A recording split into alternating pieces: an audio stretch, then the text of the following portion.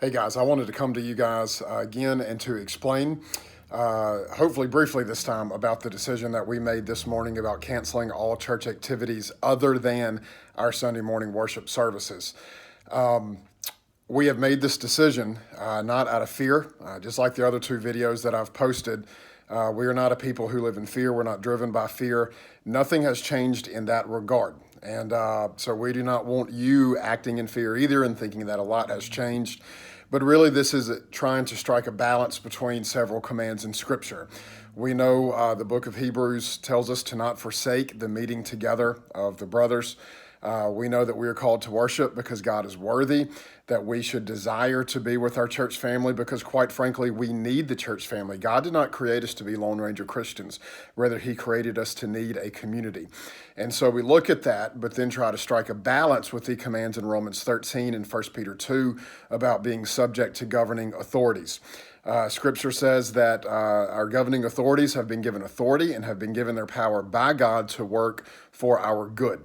And in situations like this, we trust that they do have our good in mind. They are working with more information than we are, and we trust that they want what is best for us. And while they have not mandated a quarantine and they have not mandated that we not gather in public, they have suggested it.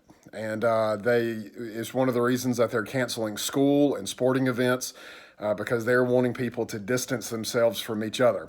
And so we're trying to strike a balance between worshiping God because He's worthy and because we need it, and also the desire of the government. And we as leaders of the church believe that the best way to do this, as of this week, again, things can always change, but as of this week is to gather for worship at 10:45 on Sunday mornings, but then to suspend all other activities.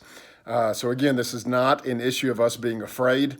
This is an issue of us confidently trying to obey Scripture and do what we hope is God's will and God's desire for us. One last thing. In light of trying to be subject to the authorities and abide by their wishes and also seeking to love our neighbors, is as we gather tomorrow as a family, we are requesting, even if you so desire, we are requesting and asking that no one shake hands, that no one hug, and we try to keep physical contact to as little as humanly possible, even going so far as to leaving space between you and someone else who is not in your family. So with all the precautions that are taken, we hope to see you guys tomorrow for worship at 10:45. May God bless you.